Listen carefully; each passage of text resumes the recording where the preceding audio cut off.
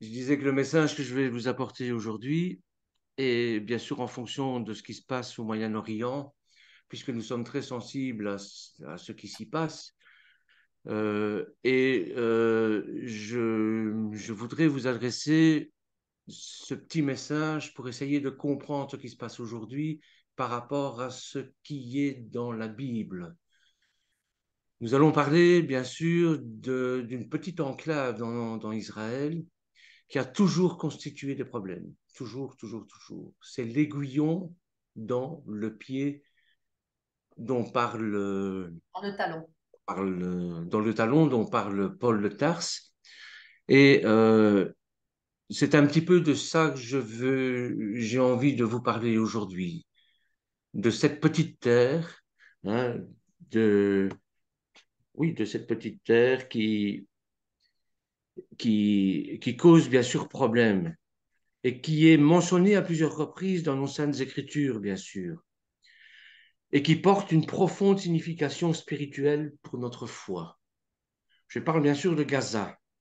Gaza était une des 5 principales villes philistines mentionnées dans la Bible hébraïque. Elle est également une source constante de conflits entre les Philistins et les Israélites. Et nous rencontrons Gaza déjà mentionné la première fois dans la Bible en tant que frontière territoriale. Regardez, si nous prenons Genèse chapitre 15, versets 18 à 21. Si vous avez vos Bibles, je vous laisse le temps de le prendre. Dans Genèse chapitre 15, versets 18 à 21. Ce jour-là, l'Éternel fit alliance avec Abraham et lui dit, je promets de donner à ta descendance tout ce pays, depuis le fleuve d'Égypte jusqu'au grand fleuve d'Euphrate, le pays des Kéniens, des Kénisiens, des Cadmonéens, des Hittites, des Phéréziens, des Rétaïm, des Amoréens, des Cananéens, des, des Girgasiens et des Yébousiens. Cette frontière, c'est bien sûr une limite sacrée. Ces frontières, c'est une limite sacrée, ce que je dis une frontière sacrée parce qu'elle est donnée par l'Éternel à Abraham. Et elle prend une signification importante entre les limites du mal et du bien.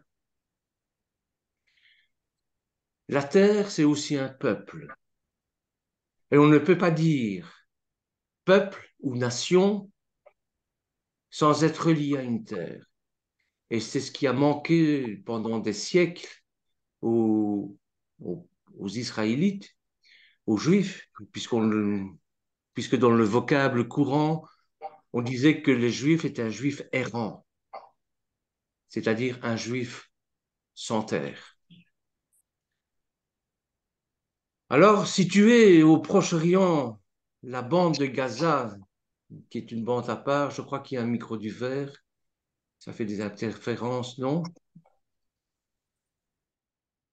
Si vous voulez bien fermer vos micros, s'il vous plaît, parce que sinon il va y avoir des coupures.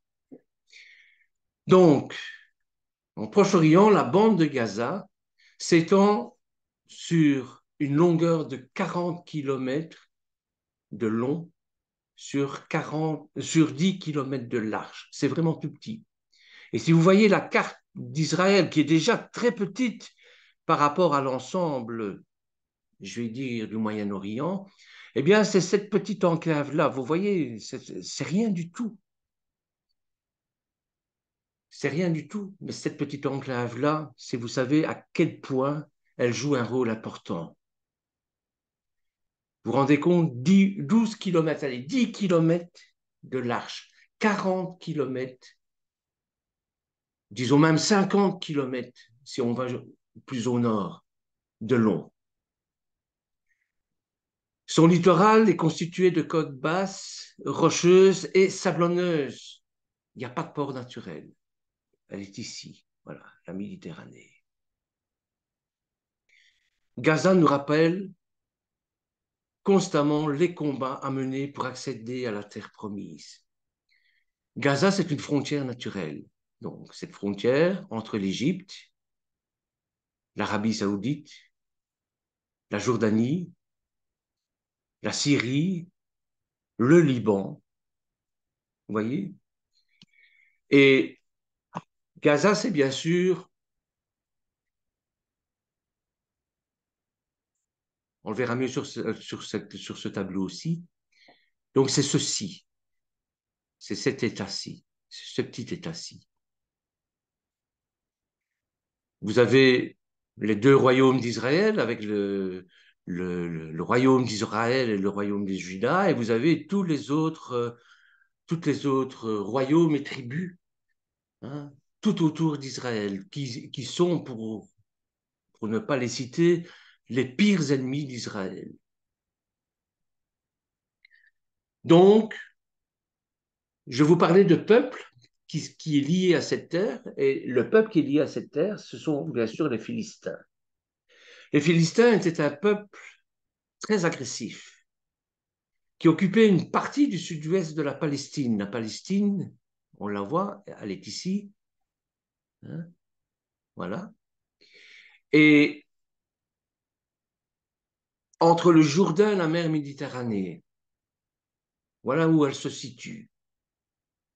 Et le nom vient de l'hébreu Philistia, hein, et sa forme grecque, Palestinae, a donné le terme moderne Palestine.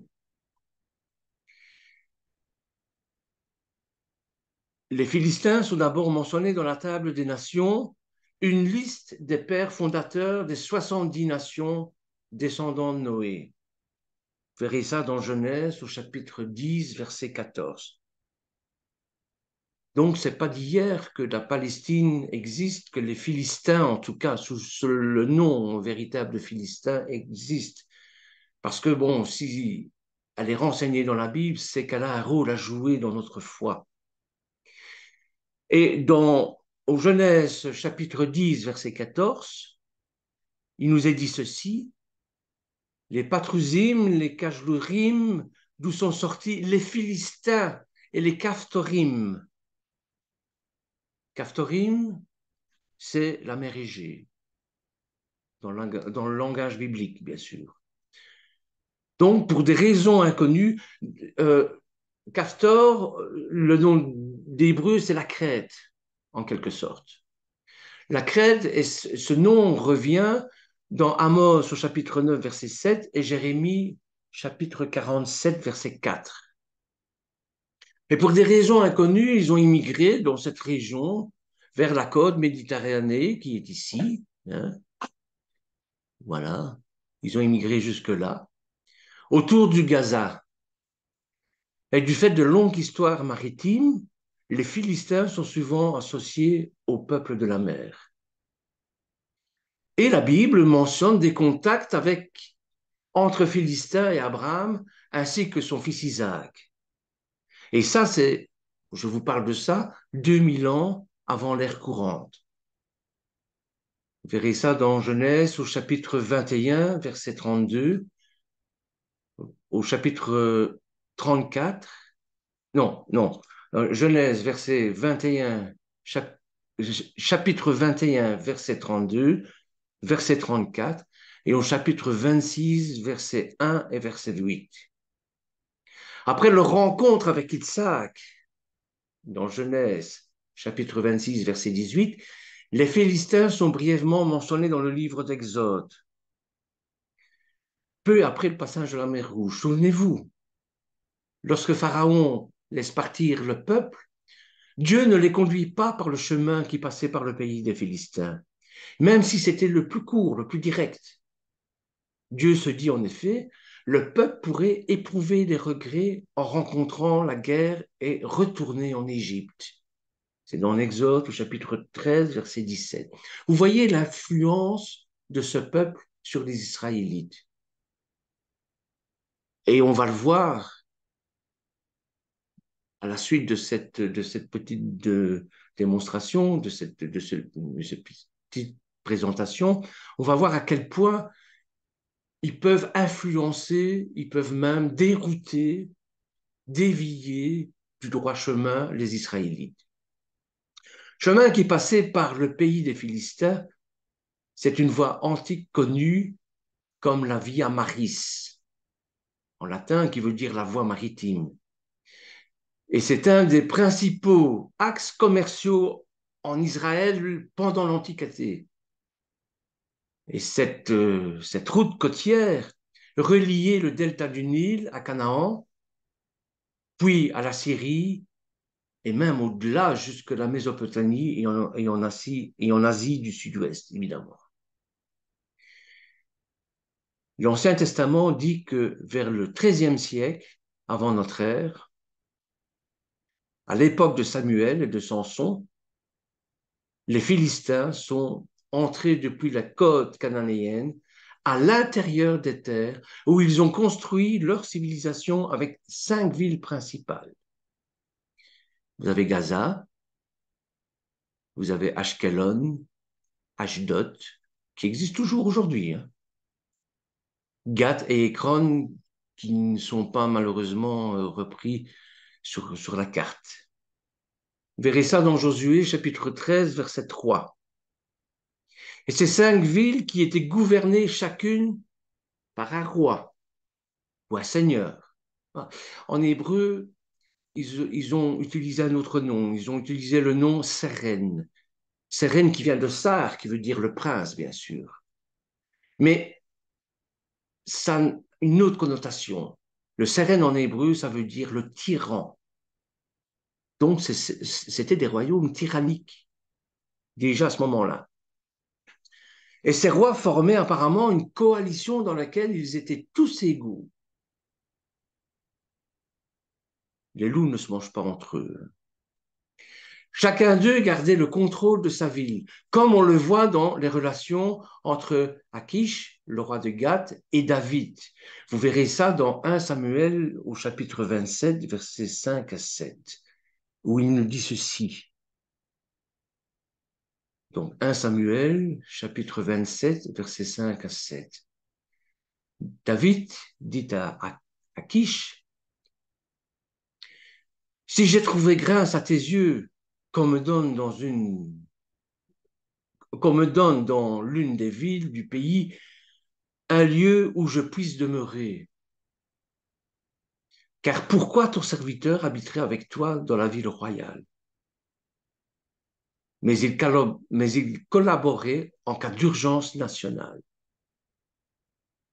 C'est-à-dire que lorsqu'il y avait une menace, le royaume d'Israël était menacé, ben, il pouvait compter quand même sur la Philistie pour pouvoir avoir de l'aide. Donc, dès le commencement, les Philistins étaient soit des alliés, soit les ennemis mortels du peuple de Dieu. Ils ont joué un rôle important dans la vie de Samson. Vous verrez ça, on le verra par la suite, dans Juge au chapitre 13, verset 1, jusqu'au chapitre 14, verset 1 aussi. Ils ont joué un rôle important dans la vie de Samuel, au chapitre 4, verset 1. Ils ont joué un rôle important dans la vie de Saul. En 1 Samuel, au chapitre 13, verset 4, ils ont joué un rôle très important dans la vie de David. C'est dans 1 Samuel, au chapitre 17, verset 23. Donc, les Philistins étaient connus aussi pour leur maîtrise du fer. Supérieurs, ils étaient supérieurs au niveau de la maîtrise du fer, du bronze. Ils étaient supérieurs aux Israélites pour fabriquer des armes, des outils. Et même à l'époque de Saul, c'est-à-dire 1050 à 1010 avant notre ère, eh bien, les Israélites dépendaient encore des Philistins pour aiguiser et réparer leurs outils de fer. On voit ça dans 1 Samuel, chapitre 13, versets 19 à 21. Leurs armes étaient plus avancées, leur politique militaire agressive a permis aux Philistins de toujours freiner le développement d'Israël en tant que nation. Et pendant presque 200 ans, les Philistins ont harcelé, opprimé les Israélites et souvent envahi leur territoire. Les enfants d'Israël ne faisaient pas le poids face à la puissance militaire des Philistins. Cette oppression n'a cessé que quand Samuel, puis David, a vaincu les Philistins avec l'aide de Dieu. C'est dans 1 Samuel au chapitre 7, verset 12, jusqu'au chapitre 14, verset 2, ou dans Samuel au chapitre 5, verset 22-25.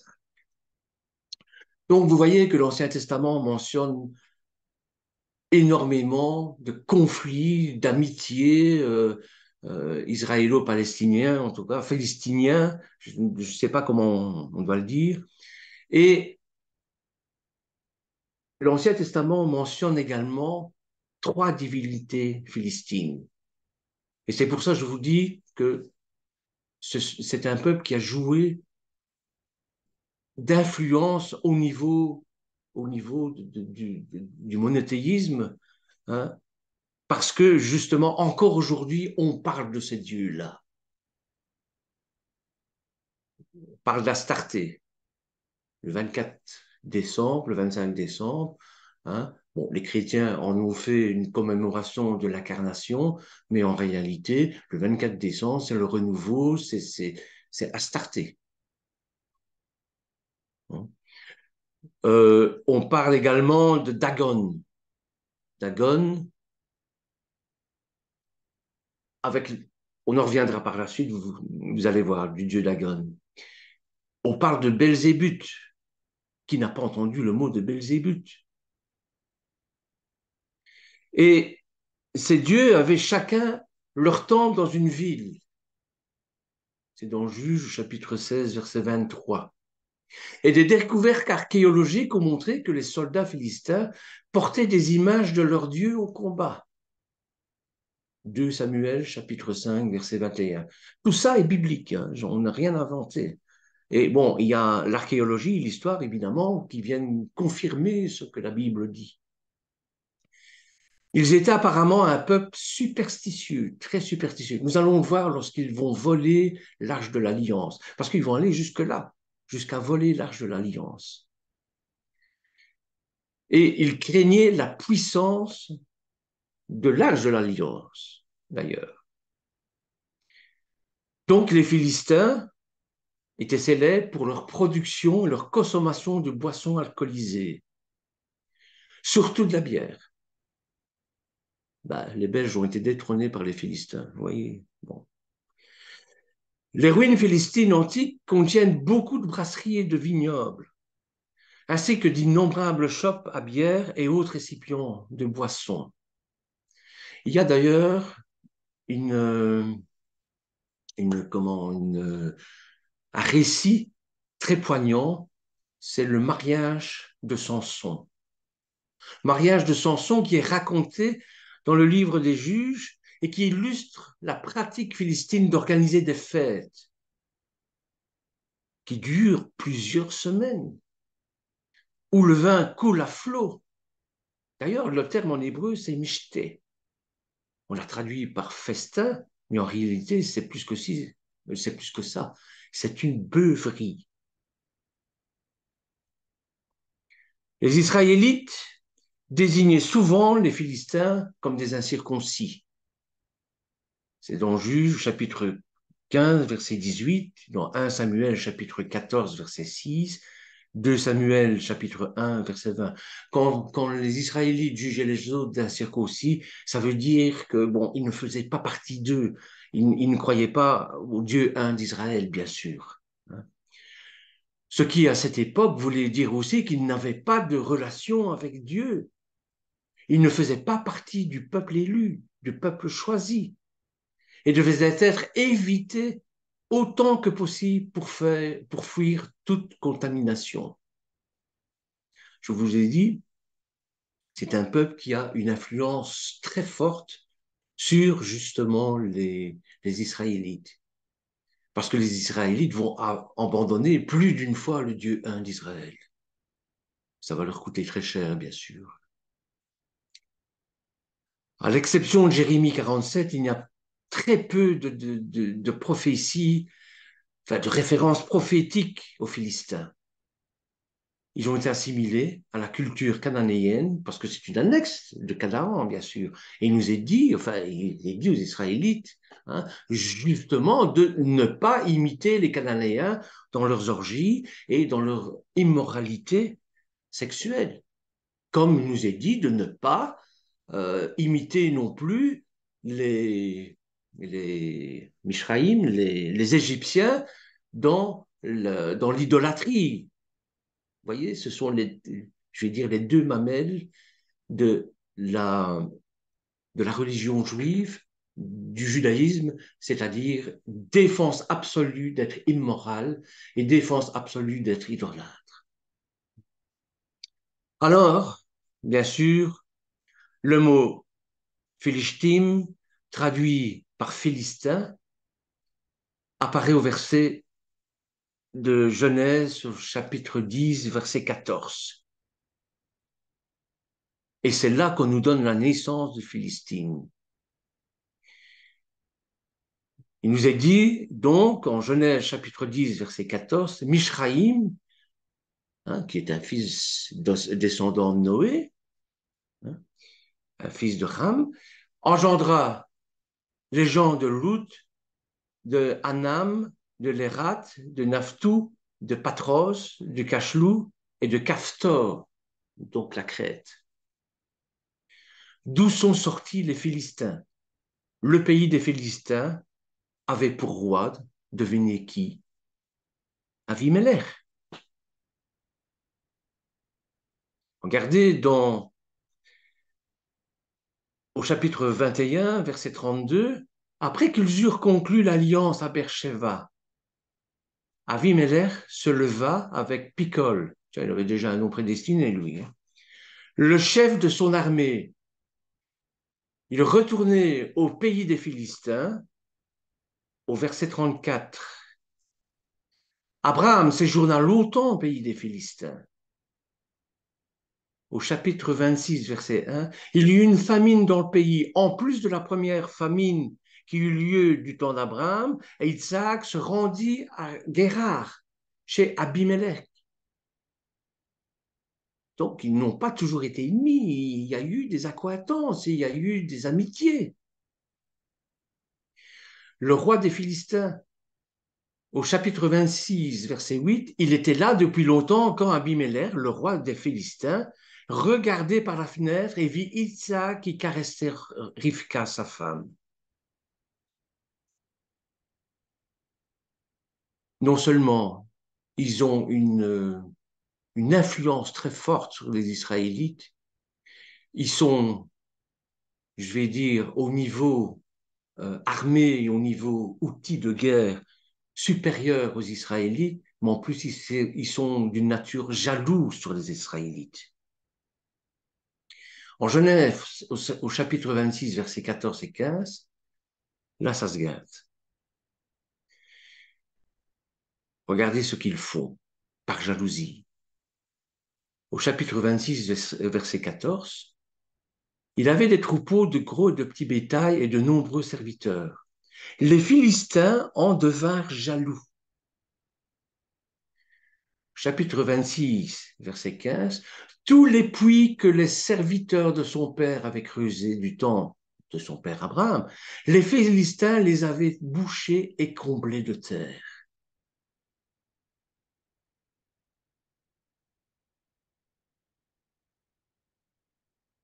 Au chapitre 26, verset 18, Isaac creusa de nouveau les puits qu'avaient creusés les serviteurs de son père, Abraham, et que les Philistins avaient bouchés après la mort d'Abraham, et il leur donna le même nom que le père leur avait donné. Et dans Exode, il y a deux occurrences de Philistim, de, de, de Philistie, je crois que ça se dit comme ça. Exode au chapitre 13, verset 14. Lorsque Pharaon eut laissé partir le peuple, Dieu ne lui fit pas prendre la route du pays des Philistins, bien qu'il fût plus proche, car Dieu s'était dit qu'à la vue des combats le peuple pourrait se repentir et retourner en Égypte. C'était des féroces guerriers, hein. C'était pas des enfants de cœur. Le peuple, au chapitre 15, verset 14, le peuple a entendu, ils frémirent, des douleurs poignent les habitants de Philistie. Et au chapitre 23, verset 31, je fixerai des frontières de la mer des roseaux à la mer des Philistins et du désert au fleuve, car je livrerai entre vos mains les habitants du pays et tu les chasseras devant toi.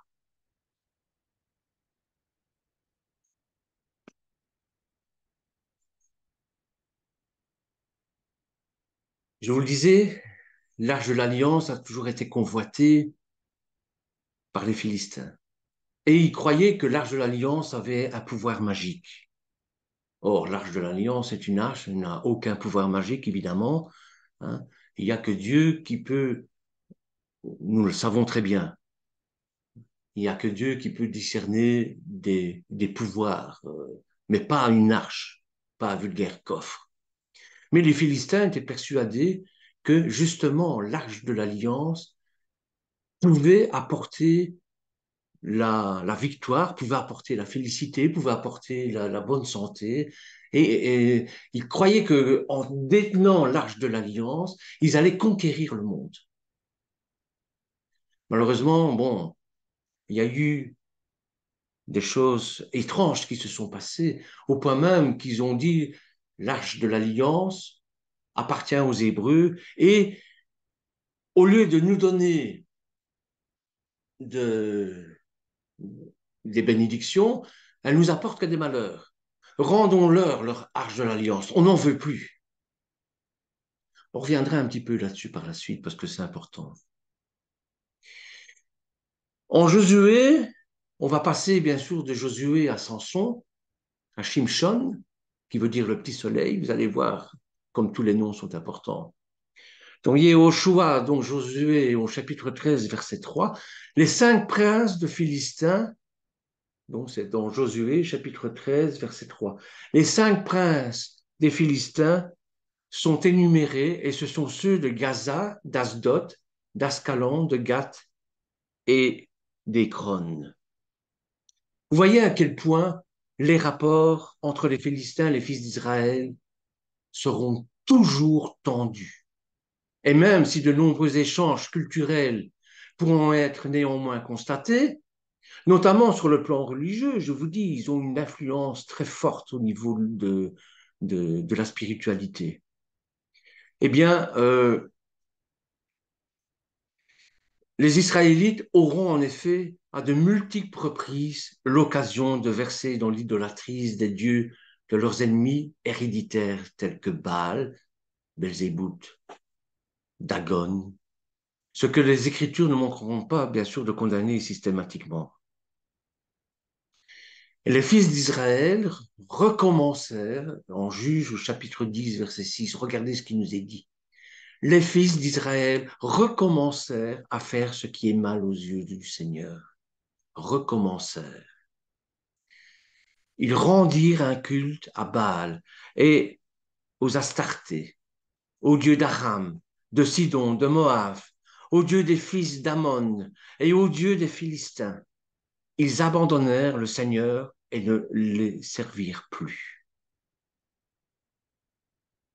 Je vous laisse le temps de lire un peu ce que j'ai mis ici au-dessus, hein, en rapport avec tout ça, que vous trouverez dans Juge, hein, chapitre 10, verset 7. La colère de l'Éternel s'enflamma encore contre Israël. Il les vendit, il les vendit entre les mains des Philistins et entre les mains des fils d'Ammon. Au chapitre 13 du livre des Juges, verset 1, les enfants d'Israël firent encore ce qui déplaît à l'Éternel, firent encore ce qui déplaît à l'Éternel.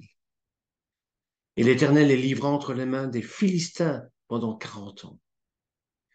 Au chapitre 13, verset 5, l'annonciation de la naissance de Shimshon, Samson, hein, qui veut dire petit soleil, qui commencera à délivrer Israël de la main des Philistins.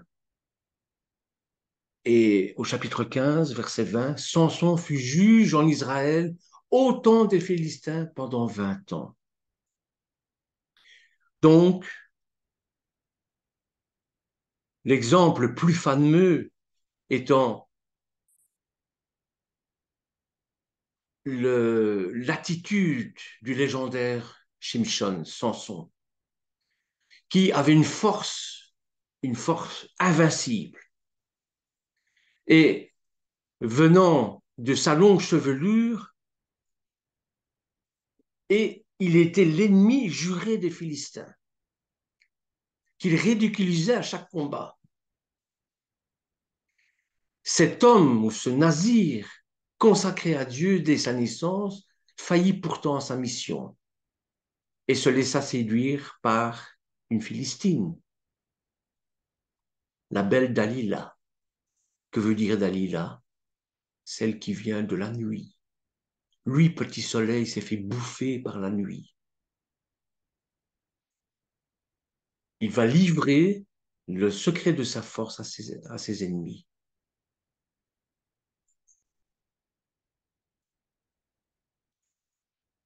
Lors du festin du mariage dont je vous parlais tout à l'heure, Simpson défie une trentaine de convives à résoudre une énigme. Et comme ils n'y parviennent pas, les Philistins sont des guerriers, ce ne sont pas des intellectuels, eh bien, ils les tuent. Et le père de la mariée, ayant mal pris la chose, reprit sa fille, ce qui déplut à Samson, qui brûla la récolte des Philistins. Riposte de ceux-ci, ils montèrent en Juda pour y capturer Shimshon. Mais celui-ci, disposant d'une force invincible, herculéenne, eh bien, ne se laissa pas faire, évidemment. Et trouvant une mâchoire d'âne fraîche, il tendit la main, la saisit et abattit 1000 hommes. Donc, Samson, c'était vraiment pour les Philistins, c'était l'ennemi à abattre. Et quelques années plus tard, ben voilà, Shimshon tombe amoureux d'une femme dans la vallée de Sorek qui s'appelle Dalila. Et les satrapes des Philistins n'apprécièrent guère et voulant s'emparer de Shimshon, ordonnèrent à Dalila de trouver le secret de sa force. Ayant localisé la source de celle-ci dans les cheveux, hein, c'est tout un symbolisme qu'on étudiera lorsqu'on étudiera Samson, évidemment, eh bien, euh, elle fait raser la tête de Samson, qui perd sa puissance, bien sûr. Et les Philistins s'en emparent, lui crèvent les yeux et le jettent en prison. Plus tard, lors du sacrifice à leur dieu Dagon, les Philistins attachent Samson entre deux colonnes du temple. Vous connaissez l'histoire. Pour qu'il les divertisse, évidemment. Il était la risée de tout le monde. Lui, le grand Samson, le grand juge d'Israël, asservi par une femme, les yeux crevés. Hein. Donc, il n'était plus qu'un amusement, qu'un clown aux yeux des Philistins. Mais voilà, ils avaient oublié que la force résidait dans ses cheveux. Et au bout d'un certain temps, ben, ses cheveux commencent à repousser, évidemment. Et Samson retrouve sa force. Et il repousse les colonnes et le temple s'écroule sur les Sartrates et la foule qui était autour d'eux.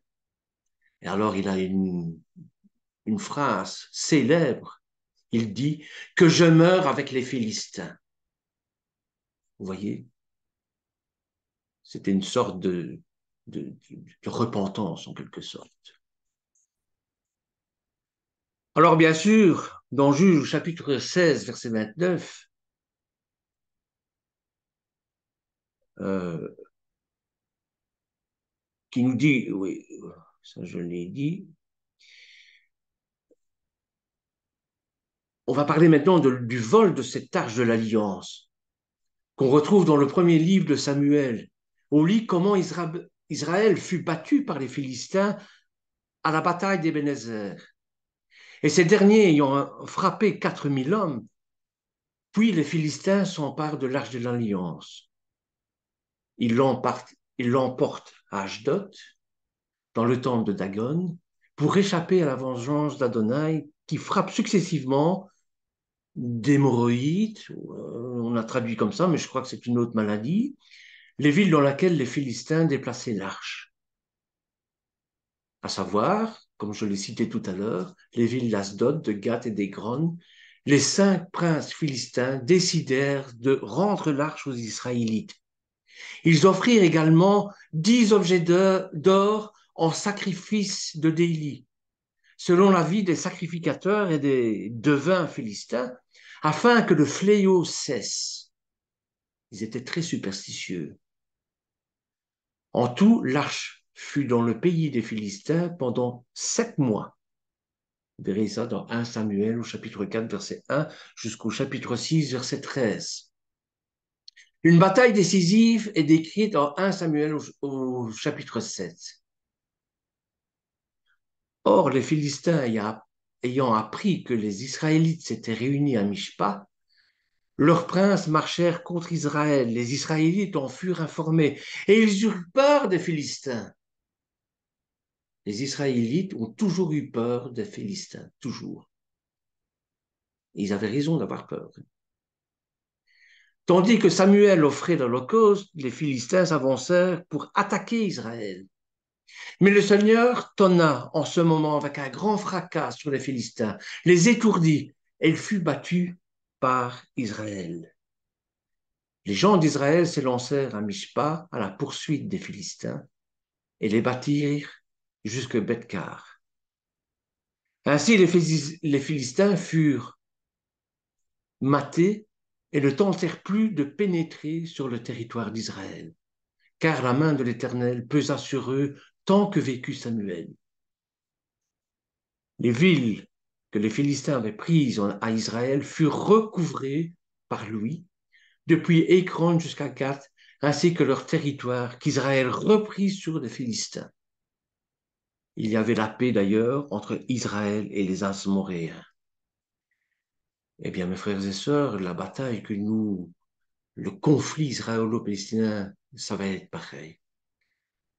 Ce conflit va prendre fin, va pas prendre fin, il va y avoir une période de paix. Parce qu'il nous est dit dans la Bible que Amalek sera vaincu à la fin des temps. Mais c'est comme l'hydre dans la mythologie grecque. Euh, vous coupez une tête et il y en a une qui repousse. Et le ramasse, c'est ça. Donc oui, il va bien falloir un jour qu'il y ait la paix. Et il y aura la paix. Mais ce n'est qu'une trêve. Parce qu'ils seront toujours là pour essayer d'éradiquer Israël de la carte. Toujours. Alors, je voudrais bien vous parler maintenant de Saul et de Jonathan.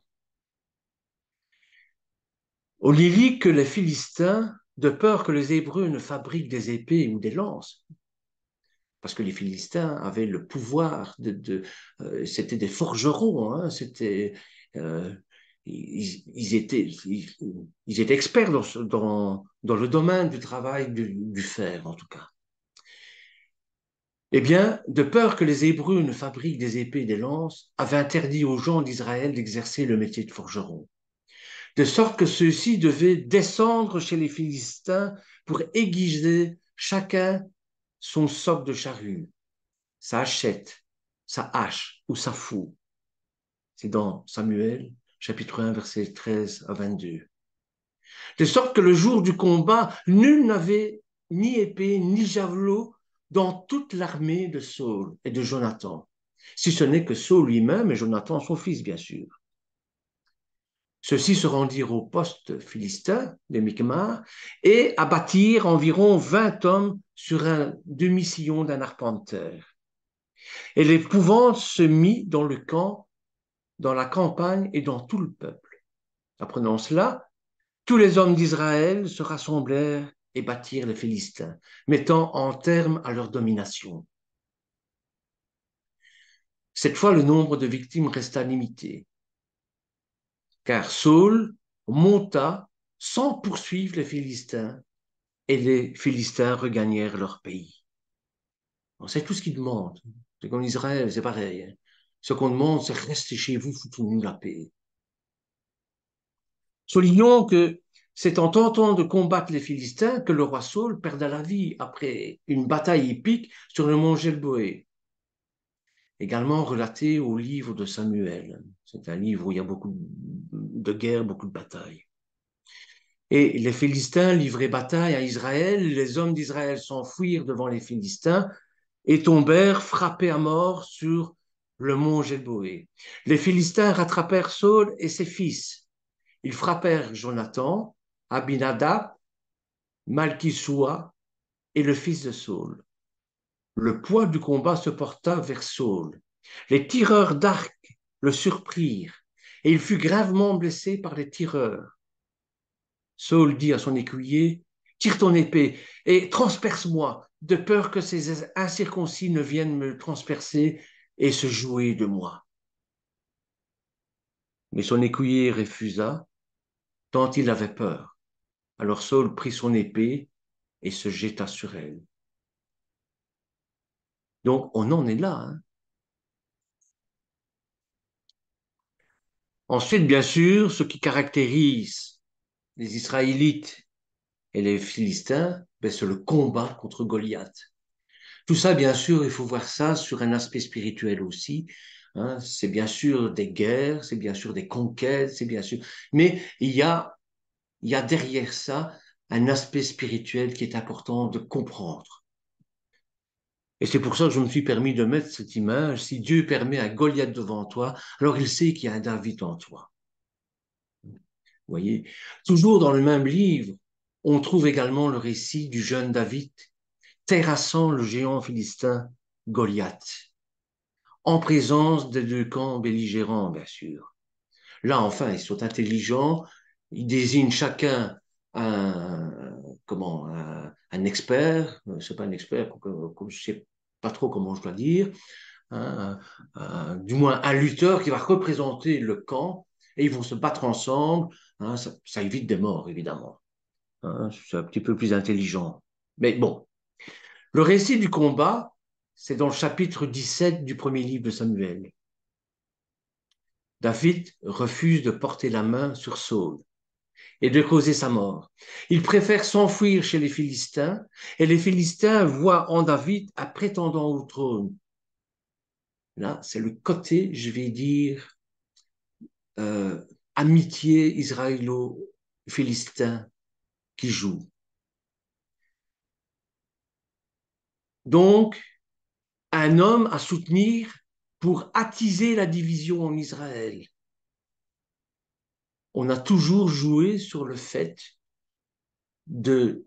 Et c'est pour ça que c'est l'unité, hein, en Israël, comme l'unité chez les chrétiens, l'unité, c'est quelque chose d'important. Nous, les Belges, nous avons un dicton.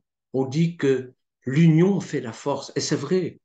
Et c'est vrai parce que euh, ce qui a causé les incursions du Hamas le 7 octobre, c'est parce que Israël était déjà divisé entre les gauchistes, les droitistes, hein, ils ne s'entendaient pas.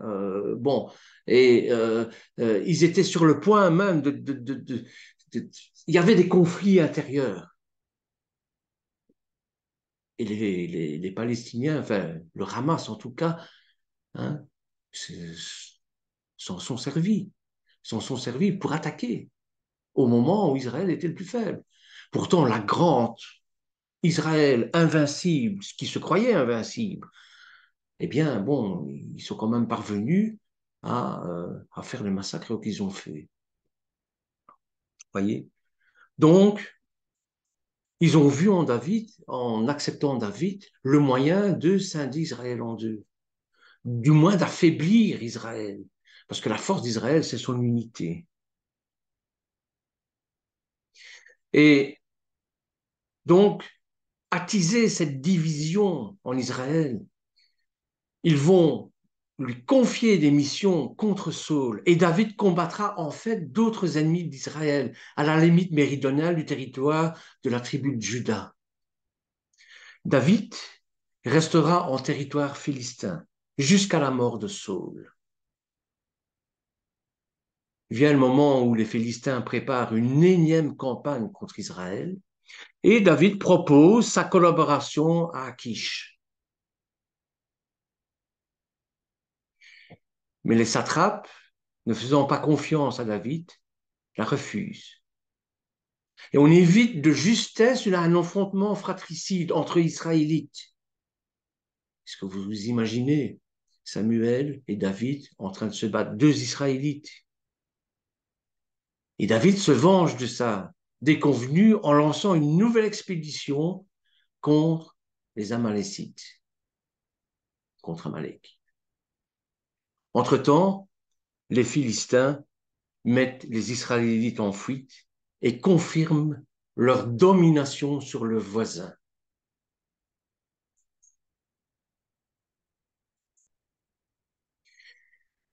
On arrive à la période, bien sûr, de la division des deux royaumes.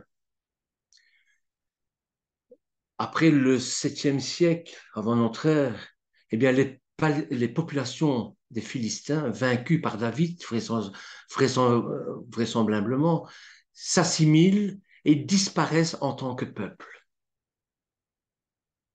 David enlève ensuite aux Cananéens les villes qui tiennent encore. Il s'empare de Jérusalem, ville forte de la peuplade des Jébuséens. Il bâtit ensuite le royaume israélite avec Jérusalem comme capitale. Jérusalem devient la capitale religieuse quand l'Arche de l'Alliance y est transportée. Pour ne pas mettre en péril sa succession, David fait proclamer roi de son vivant son fils Salomon et règne de environ 970 à 931 avant l'ère courante. En moins 931 commence le royaume du roi Salomon, réputé pour sa sagesse. Ce royaume dure jusqu'en moins 870 et il bâtit le temple de Jérusalem pour abriter l'Arche de l'Alliance. Et ses ambassadeurs sont reconnus dans tout le monde antique. Ces marchands voyagent de l'Inde à l'Afrique du Nord en passant par la Corne de l'Afrique.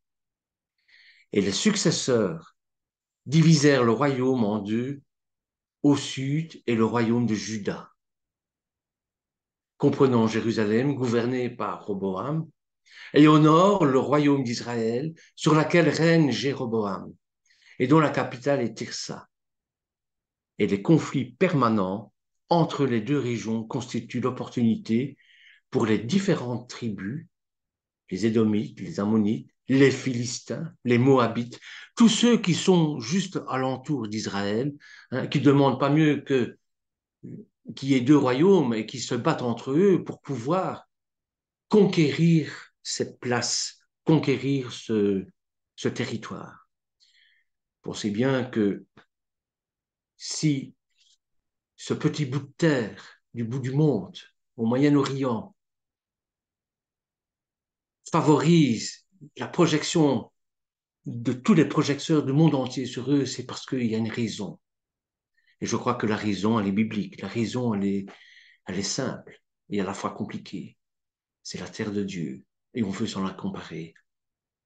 On veut, on veut se l'approprier alors que cette terre n'appartient à personne, pas plus aux Israéliens qu'aux Philistins. Cette terre appartient à Dieu et Dieu la donne à qui il veut. Il la reprend aux Israéliens, aux Israélites pour la donner à d'autres quand ceux-ci ne respectent pas le pacte, l'alliance qu'ils ont fait avec l'Éternel. Alors, pour recouvrir leur indépendance, évidemment, eh bien, il va falloir de nouveau réunifier tout cela. Et si ça vous a intéressé, dans un prochain développement, une prochaine présentation, on montrera comment les les Palestiniens, les Philistins et les Israéliens, les Israélites, comment on en est arrivé à, depuis, depuis toujours, à se quereller, plus qu'à se quereller, à se faire la guerre. Si vous voulez, on verra ça d'une manière plus, je vais dire, moins biblique, tout en étant biblique quand même, parce qu'il y a un fond de spirituel en dessous de tout ça, évidemment. C'est le peuple de Dieu contre. Je sais que ça a l'air manichéen, ce que je dis là, hein, c'est le bien contre le mal, mais c'est ça dont il est question. Eh bien, si ça vous a intéressé, si mon petit partage vous a plu, dites-le moi et on continuera dans le prochain jour à analyser ce qui se passe aujourd'hui au niveau de, au niveau de Gaza et et d'Israël. On verra aussi les autres royaumes, comme le royaume des Moabites et ainsi de suite.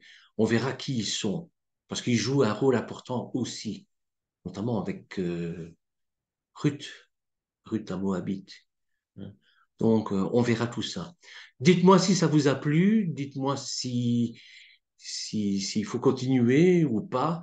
Euh, que l'Éternel vous bénisse. Merci de m'avoir écouté en Amen. tout cas. Amen. C'était très intéressant. C'était très, très intéressant. Oui, c'était magnifique, hein.